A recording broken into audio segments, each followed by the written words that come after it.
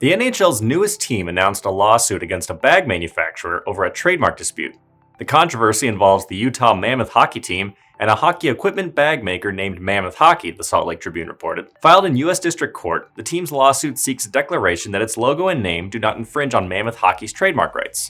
The team's owners, Smith Entertainment Group, added in a comment to the Tribune that it does not believe the name will harm the bag maker, which launched its Mammoth IPA flagship bag in 2014, according to the company's website. The NHL team, formerly the Arizona Coyotes, announced Mammoth as a possible name in April 2024 and revealed it as a finalist in January 2025. After playing its inaugural season as Utah Hockey Club, the team officially selected the Mammoth name in May. The lawsuit states that the bag manufacturer initially supported the team adopting the Mammoth name during its search for a permanent identity, the Tribune reported.